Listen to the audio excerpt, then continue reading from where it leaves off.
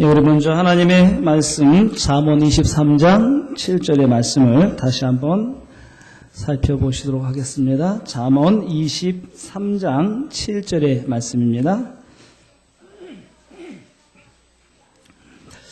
함께 한번 읽어볼까요? 23장 7절 시작. 대저 그 마음의 생각이 어떠하면 그 위인도 그러한즉 그가 너더러 먹고 마시라 할지라도 그 마음은 너와 함께하지 아니함이라. 대저 그 마음의 무엇이요? 생각이. 그 마음의 생각이 어떠하면 그 위임도 그러한즉. 벌써 오늘 1월 마지막 주입니다. 지난 1월 초 굉장히 추웠죠? 예, 날씨가 많이 추웠었는데, 이제 어느 정도 좀 풀린 것 같습니다. 사람이 이 날씨에 따라 이 몸이 움츠러들기도 하고, 또 펴지기도 하고 하죠. 예. 우리가 이 한 해 동안에 하나님 주시는 은혜를 따라서 우리가 강건해야 되겠습니다. 제가 이번 주에 굉장히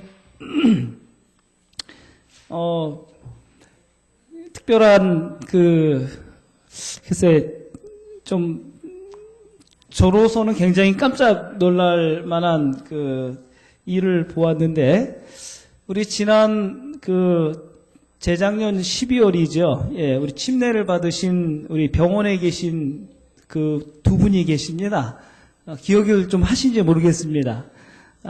부인 이름이 우리 신윤철 씨고, 그 다음에 남편 되시는 분 이름이 김흥기 씨인데, 이제 병원에 수년 동안 이제 누워 계시느라고 교회는 나오지는 못하시지만 매주 제가 한 번씩 이제 방문을 계속 가고 있습니다.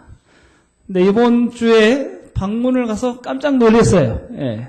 그분이 거의 한 7년 동안 이 희귀한 질병으로 누워 계시는 분이신데, 몸을 하나도 못 쓰시는 분이에요.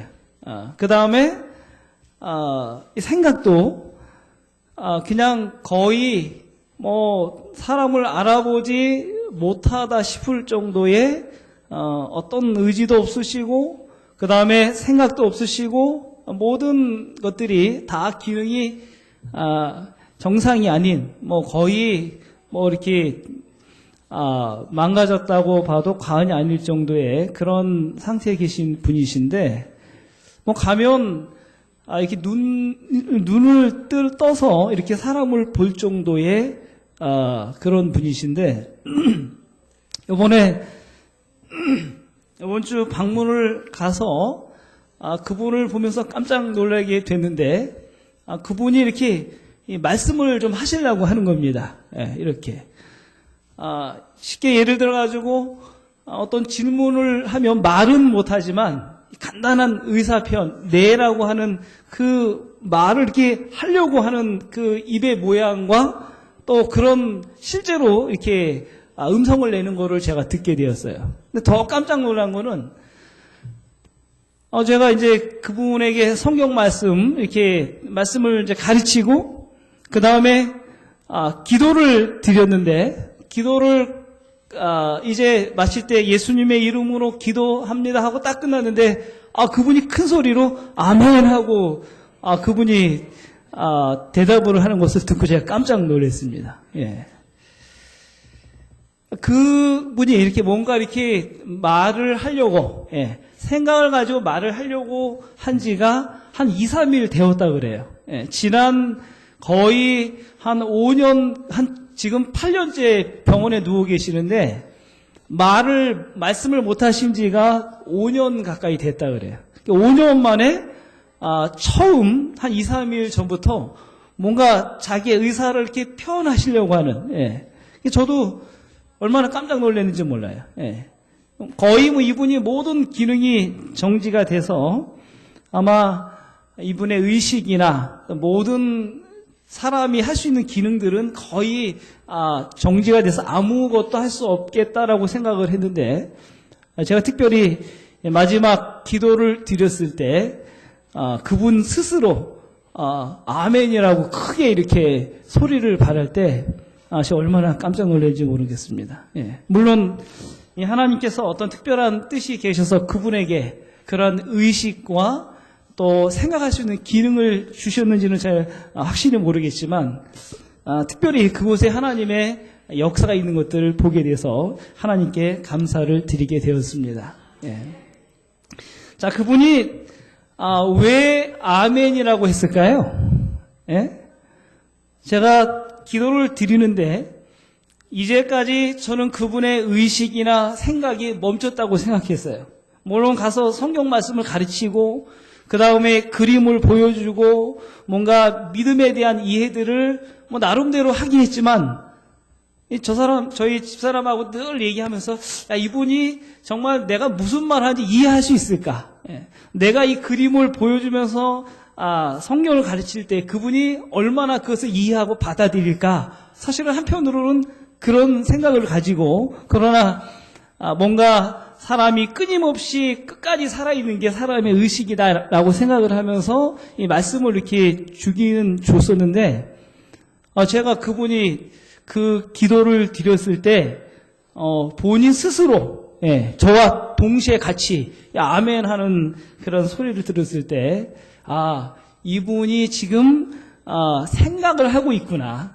내가 기도드리는 내용과 그 다음에 그 말씀들을 나름대로 자기가 가지고 있는 그 최대한의 기능 속에서 그가 생각하고 뭐를 한 것입니까? 아멘을 한 것입니다.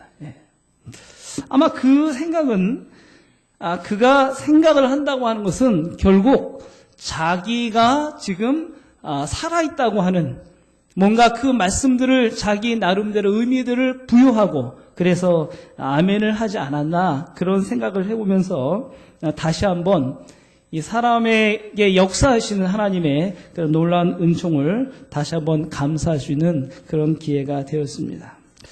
이 프랑스의 유명한 철학자이자 수학자인 이 데카르트라는 사람은 이런 유명한 말을 남겼습니다. 여러분들이 아마 많이 들으셨을 거예요. 나는 생각한다. 고로 존재한다. 예. 나는 생각한다. 나는 존재한다. 예. 자, 생각한다. 그러므로 존재한다. 그럼 여러분 생각하지 않으면 뭐 하는 것과 같아요? 존재하지 않는 것과 같은 것입니다. 지금 이 사람이 말하는 이 말의 의도는 물론 철학적인 의도를 가지고 있어요.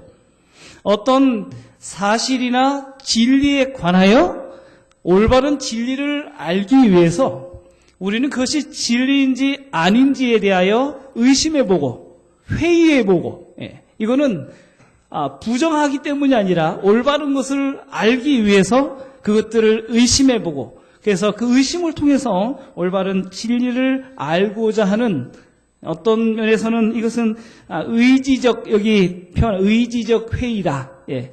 자기가 일부러 그것을 회의하는 것입니다. 좀 부인해 보는 것입니다. 그래서 그것으로부터 올바른 것을 찾기 위해서 그는 나는 생각한다. 고로 나는 존재한다. 뭐 이런 유명한 이 명제를 우리에게 던져주고 있는 것입니다. 여러분 사람이 살면서도 그렇지만 특별히 신앙하는 사람이 생각이 없으면 어떻게 될까요? 생각하지 않는 신앙. 예. 반대로 말하면 우리가 하나님을 믿고 이 믿음을 갖는 일에 있어서 뭐가 필요하다는 얘기입니까? 생각이라는 게 필요한 것입니다. 생각. 예. 우리는 생각하는 존재들이에요. 생각하기 때문에 우리가 존재하는 것입니다. 우리가 하나님을 믿고 신앙하는 것도 어떨 때는 무작정 믿는 것도 아니에요. 그냥 맹목적으로 믿는 것도 아닌 것입니다. 우리는 하나님을 믿되 뭐 하면서 믿어야 돼요? 생각하면서 믿을 필요가 있다는 것입니다. 왜냐하면 그 마음의 생각은 그 사람의 모습을 보여주기 때문에 오늘 우리의 믿음의 영적인 삶이 생각을 하고 하는 신앙인가 아니면 그저 덮어놓고 덤벼드는 그런 신앙인가를 우리는 우리 자신들을 좀 살펴보아야 될 것입니다. 사람이 생각을 하지 않고 믿으면, 믿기는 믿는데 생각을 하지 않고 믿으면 어떻게 믿어지냐면 맹목적인 믿음이 되죠. 여러분 이사야 44장의 말씀을 좀 보시면 여기 한 무리에 대해서 선지자 이사야는 이런 이야기를 하고 있습니다. 이사야 44장 17절. 예, 찾으신 분 한번 좀 읽어보시기 바랍니다. 44장 17절. 17절부터 19절.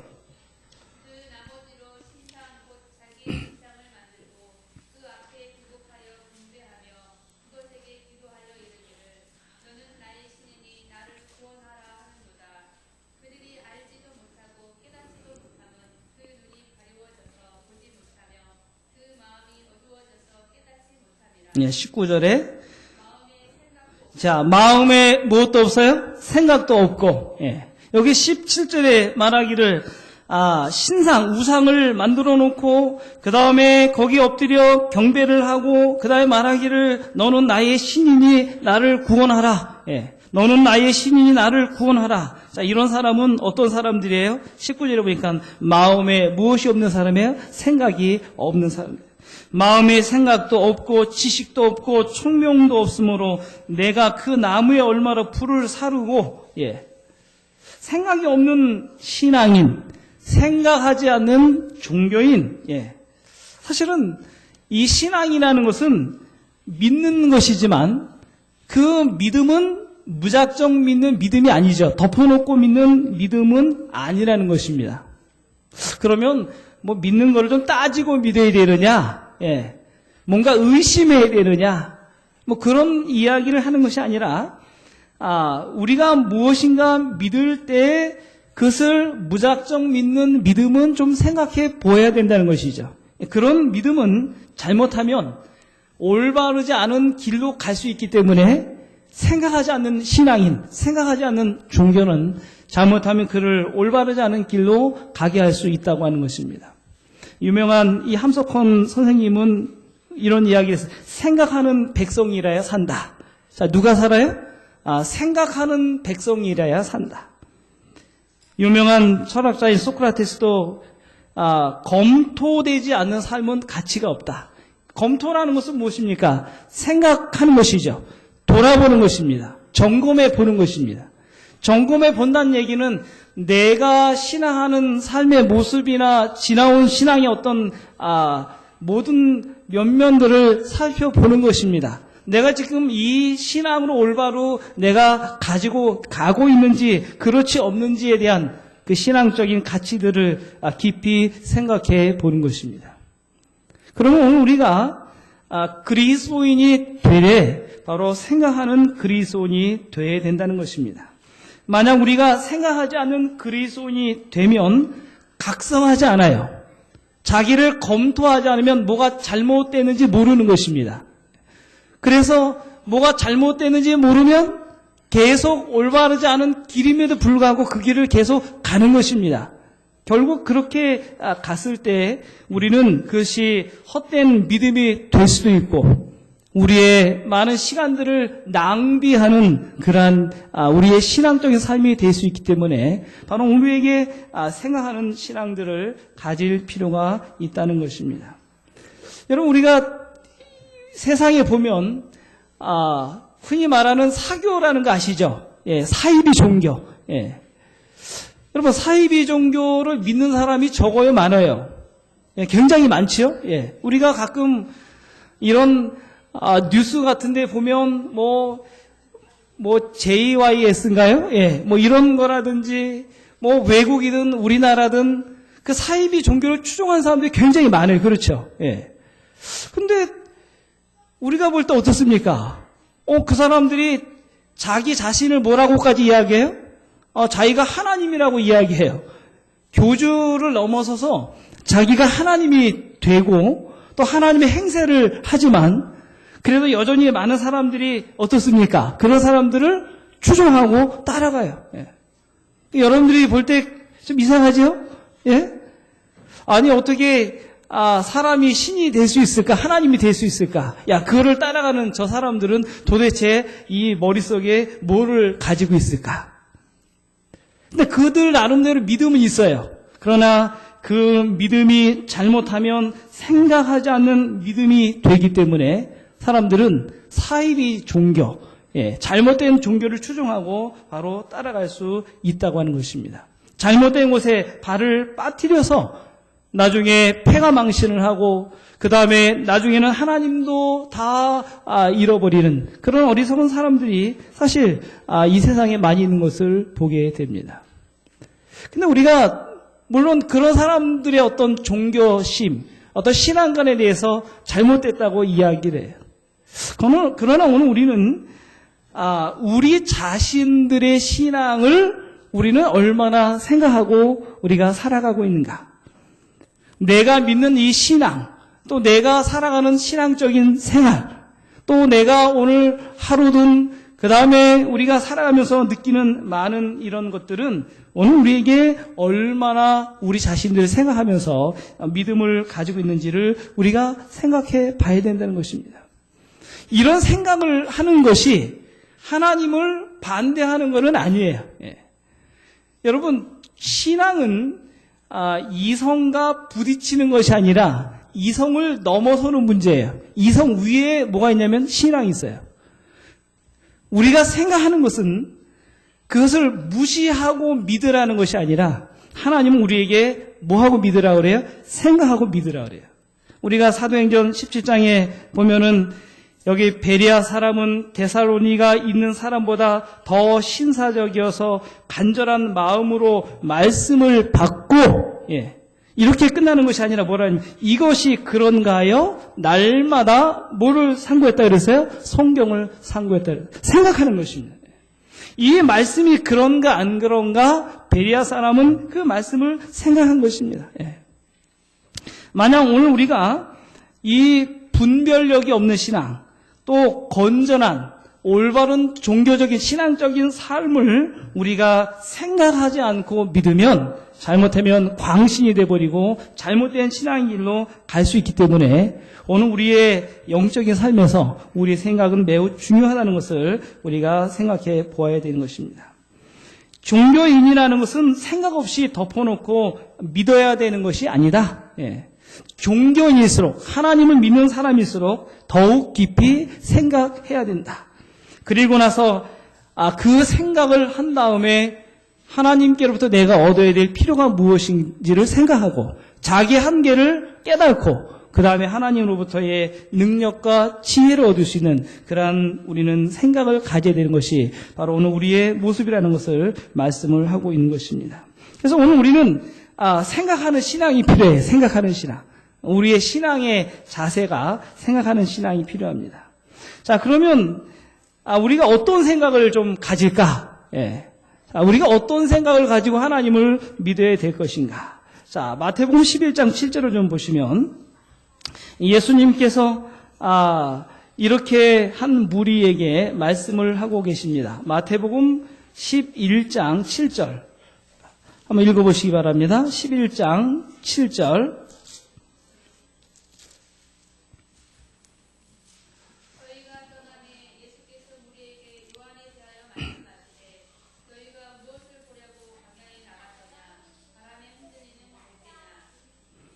자, 여기 7절에 말하기를 저희가 떠나며 예수께서 무리에게 요한에 대하여 말씀하시되 자, 너희가 무엇을 보려고 광야에 나갔더냐? 바람에 흔들리는 갈대냐? 8절도 같은 의미죠.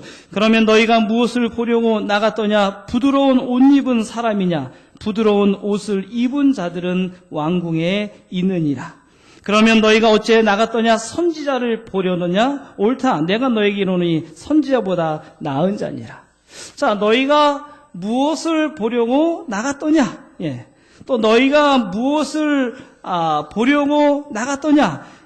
바람에 흔들리는 갈대냐? 아니면 부드러운 옷을 입은 사람이냐?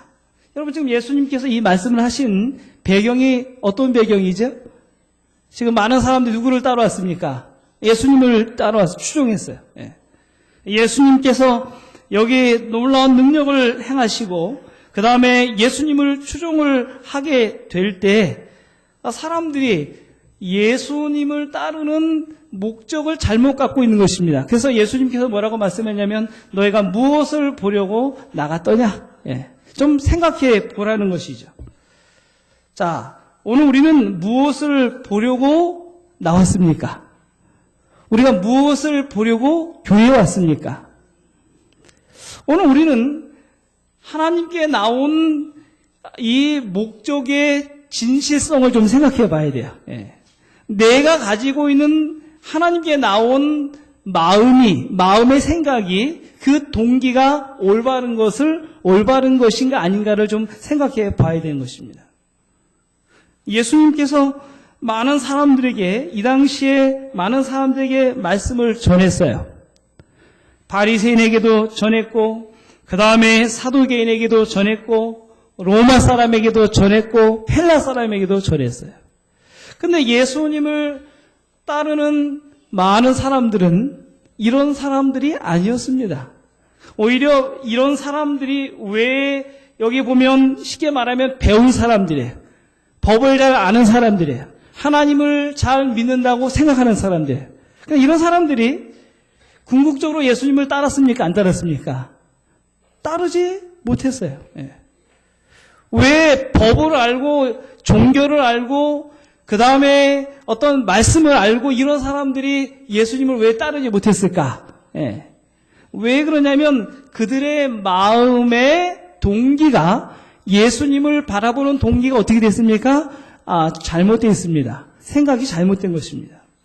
여기 마태복음 23장 27절에 예수님께서 말씀하기를 화 있을진저 외식하는 서기관들과 바리새인들이요. 외식하는 서기관들과 바리새인들이요. 회칠한 무덤 같으니 겉으로는 아름답게 보이나 그 안에는 죽은 사람의 뼈와 모든 더러운 것이 가득하도다. 오늘 여러분과 제가 하나님께 왜 나오셨습니까? 우리는 어떤 생각을 가지고 하나님께 나왔을까요?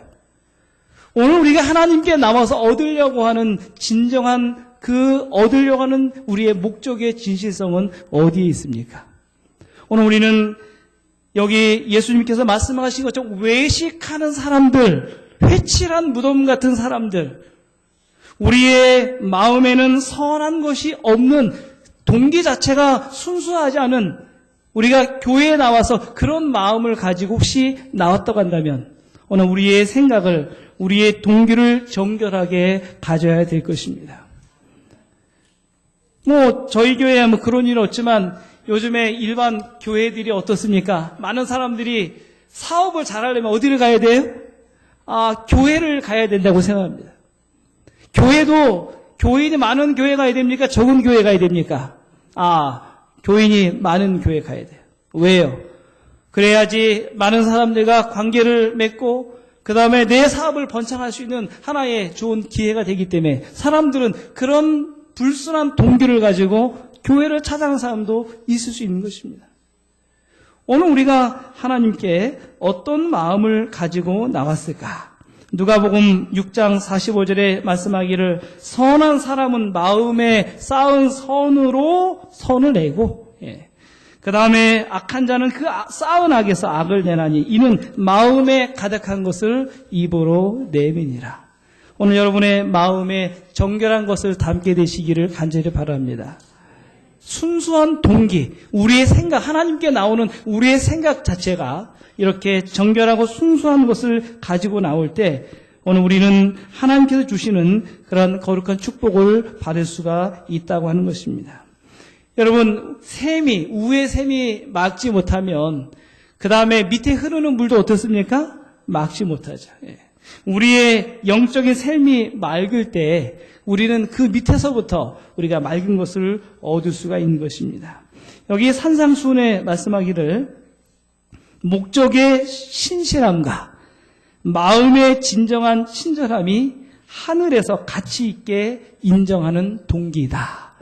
목적의 신실성, 목적을 신실하게 갖는 것입니다. 정결하게 갖는 것은 바로 하늘에서 가치 있게 인정하는 동기다. 오늘 여러분의 마음에 하나님을 구하는 그 동기가, 그 목적이 정말 신실하고 정결하게 되시기를 다시 한번 간절히 바랍니다. 그 다음에 오늘 우리의 생각을 우리는 고린도후서 1장 20절에 바울은 이 고린도 교회에 보내는 편지 가운데 이러한 이야기를 하고 있습니다. 고린도후서 1장 20절의 말씀에 보면 1장 20절에 하나님의 약속은 얼마든지 그리스도 안에서 무엇이 된다고 그랬습니까? 예가 되니 그런즉 그로 말미암아 우리가 아멘하여 하나님께 영광을 돌리게 하느니라. 자, 하나님의 약속은 얼마든지 그리스도 안에서 예가 되니. 예. 여러분, 예라는 것은 뭐를 이야기해요? 예. 예. 자, 아니요. 아니요는 그 생각이 부정적인 것이죠. 그렇죠. 예라는 것은 무엇입니까? 긍정적인 것입니다. 아니요는 소극적인 것이에요. 예라는 것은 적극적인 것입니다. 그러면 하나님 우리에게 주신 약속은, 우리에게 하나님께서 허락하신 모든 약속은 예지요. 그렇죠. 긍정인 것입니다. 예. 우리가 하나님을 향해 나가는 모든 우리의 삶의 모습이나 헌신하는 것들이나 우리의 모든 것들은 하나님의 약속 안에서는 뭐가 되냐면 예가 되는 것입니다. 다시 말하자면 그것은 하나의 긍정적인 약속이라는 것이에요. 그 다음에 그 주신 약속을 우리가, 하나님 우리에게 긍정의 약속을 줬을 때 우리는 무슨 대답을 해야 돼요? 긍정의 대답을 해야 돼요. 적극적인 대답을 해야 돼요. 그것이 여기 하단에 말한 것처럼 하나님께 뭐를 돌리게 하는 거라 했습니까? 영광을 돌리게 하는 것이다. 이 지글러라는 사람이 이런 이야기, 당신의 마음속에 무엇이 들어있는가? 예. 여러분의 마음속에 무엇이 들어있는가? 여러분의 마음속에 들어있는 것이 현재 여러분의 모습이다. 이런 이야기했어요. 내 마음에 뭘 가지고 있느냐가 지금 나의 모습이라는 것입니다. 그럼 나의 모습은 뭐를 통해서 표현되냐면 말을 통해서 표현돼요. 말. 예, 아니요. 예. 합시다, 맙시다. 갑시다, 가지 맙시다. 그러니까 결국 나를 보는 것은 내가 살아가면서 우리의 개인적인 삶도 마찬가지예요. 우리가 개인적으로 살아가면서 하는 긍정의 말을 많이 하는가, 적극적인 말을 많이 하는가, 아니면 소극적이고 부정적인 말을 많이 하는가. 그게 오늘 누구의 모습이냐면 오늘 그게 자기의 모습이에요. 생각은 하나의 틀인 것입니다. 틀. 예. 우리 머릿속에 생각하는 것은 하나의 틀이에요. 여러분, 붕어빵 기계에다가 붕어빵 구워보셨죠? 예. 거기다가 이 반죽을 넣고 그 다음에 또 밀가루를 넣고, 예. 밀가루가 아니라 팥을 넣고, 예. 그 다음에 쫙 고가지고, 예. 딱 나오면 뭐가 나옵니까? 붕어가 나오죠? 예. 근데 어떻게 생긴 붕어가 나와요? 예? 밀가루를 좀 1등품 아니고 2등품 쓰면 다른 붕어가 나옵니까? 팥 말고 좀 다른 좋은 거 넣으면 붕어가 다른 거 나와요? 아니에요. 예. 거기에 어떤 재료를 넣든지, 어떤 좋은 팥을 넣든지, 어떤 재료를 넣든지, 그 모양은 뭐로 나오냐면 그 생긴 틀대로 나오는 것입니다. 예. 여러분, 금형이라는 거 아시죠? 예, 금형. 도자기를 하던 어떤 공예품을 만들던 그것은 거기에 부은 것대로 나오는 것입니다. 우리의 생각의 틀 속에 있는 것들이 나오는 거예요. 예. 결국 우리의 틀 속에 만약에 하나님의 약속 안에서 긍정의 틀이 있으면, 긍정의 적극적인 예가 있으면 뭐가 나오면 예가 나오는 것입니다. 근데 우리의 틀 속에 부정의 틀이 있고 부정의 생각이 있으면, 소극적인 생각이 있으면 그 사람의 말과 행동에서 뭐가 나오냐면 소극적인 행동과 말이 나오는 것입니다. 왜냐하면 그 사고의 틀 속에 있는 것들이 그대로 나오기 때문에 그렇습니다. 교회의 삶이, 우리의 영적인 삶이 정말 적극적이냐? 예. 이 교회가 어떤 방향에서 적극적으로 긍정적으로 나가고 있느냐? 그것은 여러분이 갖고 있는 틀을 가지고 결정이 돼요. 예. 여러분이 어떤 틀을 가지고 있느냐? 예. 어떤 생각을 가지고 있느냐가 교회가 나가는 하나의 찍어내는 모습인 것입니다. 그래서 사람들이 가지고 있는, 예를 들어 가지고 목회자가 갖고 있는 틀이 중요하고 또 지도자 되는 장로님들 갖고 있는 틀이 중요한 거예요. 그 틀 안에서 그것이 표현되기 때문에 오늘 우리의 생각의 틀이 예수 그리스도의 약속 안에서 이해가 되는 일들은, 그래서 아멘 하는 일들은 매우 중요한 생각의 모습이라는 것을 우리는 반드시 알아야 될 것입니다. 여기 한 사람이 이런 연구를 했어요. 어떤 연구를 했냐면 이 지아코라는 이 사람이, 박사가 이 사람의 이 기간을 연구를 해봤는데 휴식을 할 때든지 활동을 했다든지 심장을 어떻게 합니까? 심장은 뛰지요. 예. 심장이 뛰고 뭐 우리의 위장이든 그 다음에 간장이든 우리의 장기들이 움직이는 것입니다. 근데 이게 움직이는데 이 움직이면서 이 혈관에 혈액이 공급이 되고 그 다음에 혈액을 통해서 우리의 모든 이 세포의 영양소나 산소 공급에서 이렇게 움직이는 그 움직임 속에는 파동이 돼, 파동, 이렇게 움직이는 파동이 있답니다. 근데 이런 파동이 우리가 숨을 쉰다든지 걷는다든지 뭐 이럴 때 이런 파동이 있을 때 우리의 기능들이 제 기능을 한다는 거예요. 위는 소액을 내고 심장은 피를 뿜고, 예. 그래서 어떤 연구를 해봤느냐면 한 사람은 이런 연구를 해봤어요. 우리 심장은 생각하는 것이다. 예. 우리의 심장은 뭐 하는 거예요? 생각하는 거예요. 그래서 그럼 어떻게 알았냐면 자기의 심장이 있을 때는 사람이 정상적인 생각을 하는데 어떤 사람이 심장이 망가져가지고 인공심장을 대체를 했더니 그 인공심장은 생각합니까? 못합니까? 못해요. 왜냐하면 인공적인 거예요. 그래서 그 사람이 우울하게 되고 짜증내게 되고 사람의 감정에 큰 변화가 오더라. 이런 연구를 통해서 사람이 휴식을 하든지 활동을 하든지 이런 움직임이 있을 때는 기능이 살아있는 것이구나. 움직임이 없으면 어떻게 돼요? 모든 기능도 정지하는 것입니다. 그 파동이 없을 때 정지한다는 것입니다. 마치 이런 것처럼 육체도 그런 것처럼 정신도 마찬가지다. 그래서 1923년 이 독일의 한스 베르거라고 하는 이 교수는 이런 실험을 해봤어요. 이 사람의 이 두뇌가 어떻게 작용하느냐, 특별히 이 파동, 우리 몸에 일어난 이런 이 움직임에 관해서 우리의 두뇌가 어떻게 움직이느냐에 대해서 연구를 해보니까 그가 이런 발표를 했습니다. 그의 발표에 의하면 율동의 파장은, 그러니까 우리 몸에 피가 흐른다든지 기능들이 정상에서 이 파장이 일어나서 진동수가 일정하면 그것은 뇌에도 뇌에 자극을 준다는 것입니다. 그러니까 기능이 죽으면 뭐가 죽어요? 뇌의 영향, 이게 죽는 것입니다.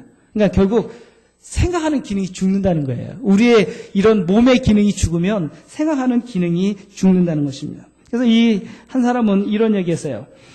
데카르트의 유명한 명제인 나는 생각한다, 고로 존재한다 라는 이 말을 이 사람은 뭐라고 이야기하냐면 나는 율동한다. 그러니까 움직인다는 얘기예요. 나는 율동한다. 고로 나는 존재한다는 말로 바꿔줘야만 한다. 움직임이 있기 때문에 뇌가 살아요. 뇌가 자극을 받는 것입니다. 그럼 여러분 이 말씀은 무슨 말씀이냐면 우리의 생각이 여기 말씀한 것처럼 하나님의 약속은 얼마든지 예수 안에서 예가 되니 그로 말미암아 우리가 아멘하여라고 하는 그런 우리의 생각의 틀이 적극적이고 그 다음에 긍정적이고 뭔가 하나님의 약속에 대한 확신을 가지고 나가면 뭐가 작용이 돼? 우리의 뇌가 작용이 돼. 자극을 받는 것입니다. 다시 말하면 거기에 뭐가 공급이 되냐면 에너지가 공급이 돼요. 열정적인 에너지가 공급이 되는 것입니다. 그 일을 할 수 있는 에너지가 공급이 돼요.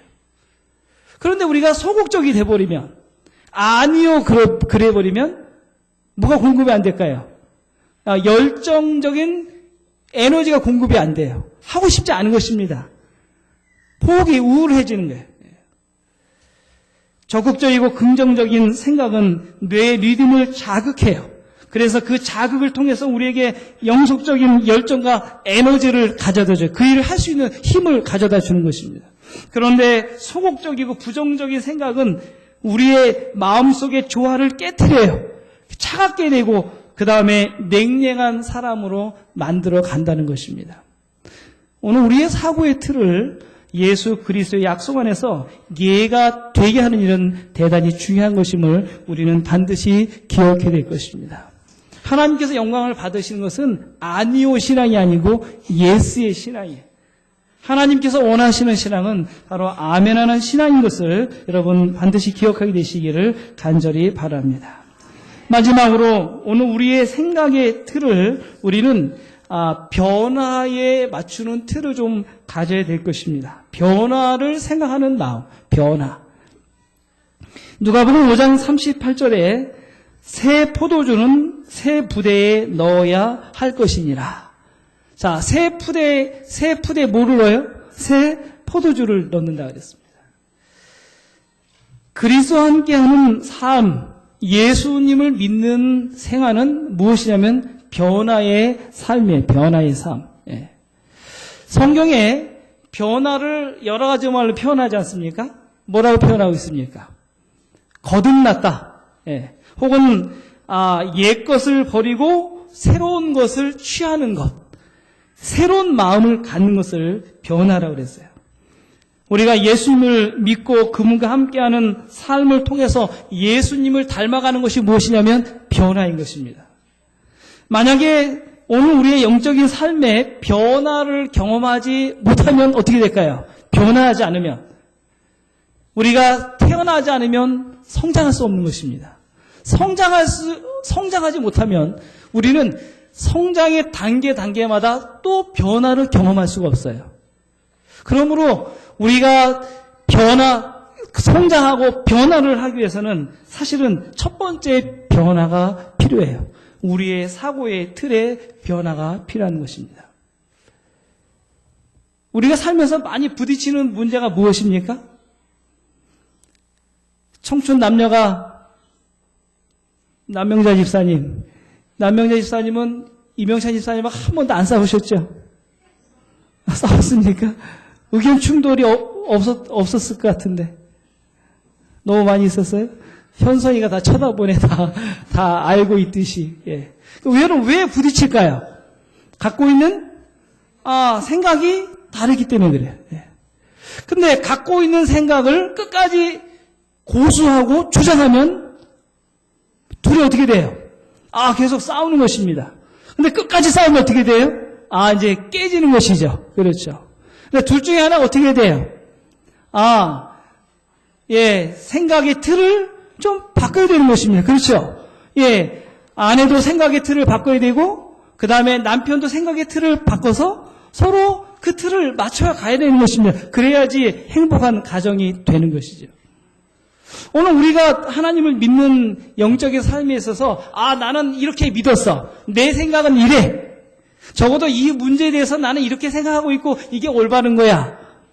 물론 그것이 하나님의 말씀과 원칙과 진리에 한해서는 그는 변화하면 되지 않죠. 그것은 우리가 고수하고 지켜야 될 것들입니다. 근데 그런 것이 아니라면 때로는 우리에게 뭐가 필요해요? 변화가 필요해요. 생각의 틀을 바꿀 필요가 필요한 것입니다. 여러분, 우리가 제 자신이나 많은 목회자들이 목회하면서 많이 부딪히는 문제가 바로 그런 것들이에요. 예.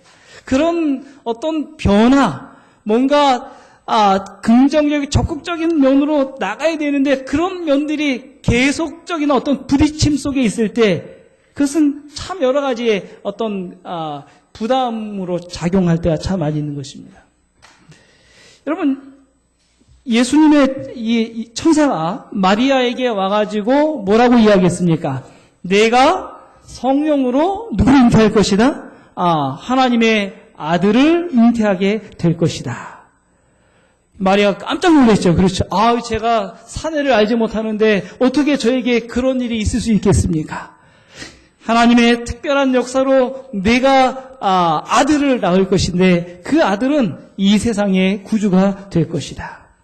여러분, 그거는 마리아에게 큰 변화죠. 그렇죠. 예. 근데 이 마리아가 그 변화를 어떻게 받아들였습니까?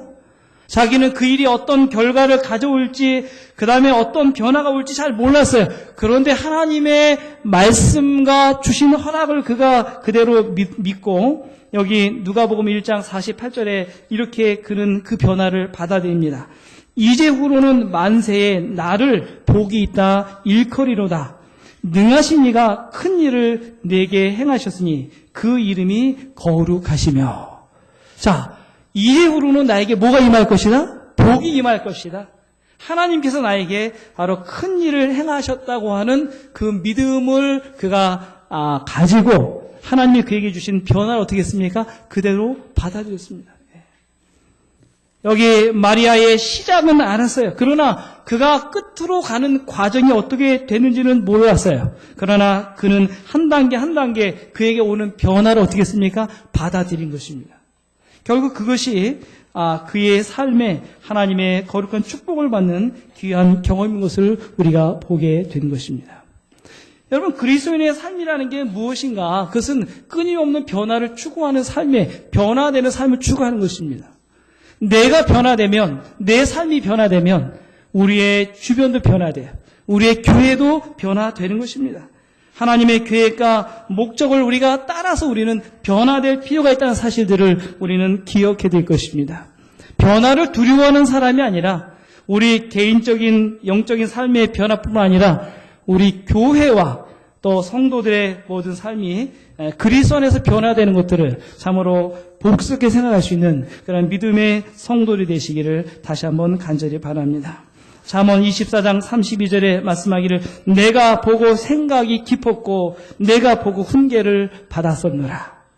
오늘 우리는 하나님이 우리에게 주시는 생각, 바로 생각하는 그리스도인, 그 생각의 틀이 또 방향이 그 다음에 그 생각의 속에 우리의 동기와 그 다음에 우리의 가야 될 긍정적인 방향과 또 변화를 추구하는 그러한 모든 것들이 바로 하나님 주시는 귀한 부르신 것을 기억하시면서 참으로 이 한 해 동안에 우리가 하나님의 말씀 안에서 우리가 우리의 생각을 변화시키고 또 우리의 동기를 순결하게 하고 또 우리의 의지를 하나님께 적극적으로 들으심으로 주의 주시는 축복을 감당하실 수 있는 우리 모든 성도들 되시기를 이 시간 간절히 바라면서 말씀을 드리겠습니다.